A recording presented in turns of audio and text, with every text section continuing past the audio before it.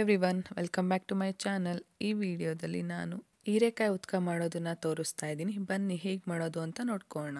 ಮೊದಲಿಗೆ ಒಂದು ಕುಕ್ಕರ್ ತೊಗೊಂಬಿಟ್ಟು ಅದಕ್ಕೆ 1 ಲೋಟ ನಾನು ತೊಗರಿಬೇಳೆ ಹಾಕ್ತಾ ಇದ್ದೀನಿ. ತೊಗರಿಬೇಳೆ ಹಾಕ್ಬಿಟ್ಟು 2 ರಿಂದ 3 ಸರಿ ವಾಶ್ ಮಾಡಿ ತೊಳೆದಿಟ್ಕೊಂಡಿರೋ ತೊಗರಿಬೇಳೆಗೆ ಹೀರೆಕಾಯಿನ ಹಾಕಬೇಕು.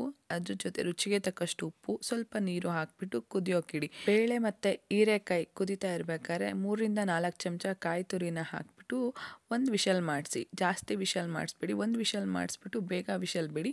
ಬೇಳೆ ಎಲ್ಲ ತುಂಬ ಮೆತ್ತಗಾದರೆ ತಿನ್ನೋಕೆ ಚೆನ್ನಾಗಿರಲ್ಲ. ಅದಕ್ಕೆ ಇಲ್ಲಿ ತೋರಿಸ್ತಾ ಇದ್ದೀನಲ್ವ, ಅಷ್ಟು ಬೆಂದಿದ್ರೆ ಸಾಕು. ಬೇಳೆಯಲ್ಲೆಲ್ಲ ನೀರು ಬಸಿಯೋ ಅಷ್ಟರಲ್ಲಿ ನಾವು ಖಾರಕ್ಕೆ ಹುರ್ಕೊಂಬಿಡೋಣ. ಒಂದು ಬಾಣಲಿಯಲ್ಲಿ 2 ರಿಂದ 3 ಚಮಚ ಎಣ್ಣೆ ಹಾಕ್ಬಿಟ್ಟು 2 ಮೀಡಿಯಂ ಸೈಜಿಂದ ಈರುಳ್ಳಿ ಕಟ್ ಮಾಡಿ ಹಾಕ್ತಾ ಇದ್ದೀನಿ. ಈರುಳ್ಳಿ ಎಲ್ಲ ಒಂದು 60% ಬೆಂದಾದ್ಮೇಲೆ ಇದಕ್ಕೆ 2 ಬೆಳ್ಳುಳ್ಳಿ ಹಾಕ್ತಾ ಇದ್ದೀನಿ, ಸಣ್ಣ ಮೀಡಿಯಂ ಸೈಜಿಂದು. ಹಾಕ್ಬಿಟ್ಟು ಫ್ರೈ ಮಾಡ್ಕೊಂಡಾದ್ಮೇಲೆ ಇದಕ್ಕೆ 1 ಚಮಚ ಜೀರಿಗೆ ಹಾಕ್ಬಿಟ್ಟು ಫ್ರೈ ಮಾಡ್ತೀನಿ.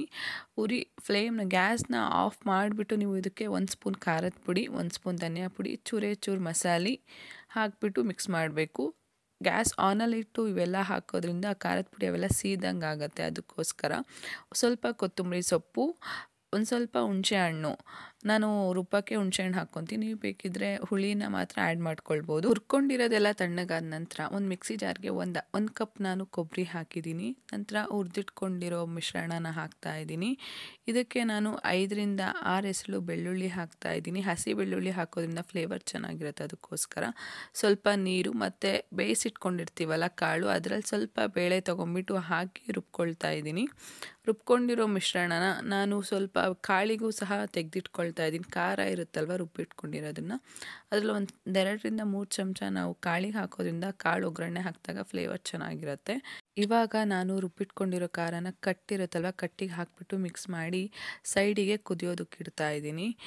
ನಿಮಗೆ ಕನ್ಸಿಸ್ಟೆನ್ಸಿ ನೋಡ್ಕೊಂಬಿಟ್ಟು ನೀವು ನೀರು ಹಾಕ್ಕೊಳ್ಳಿ.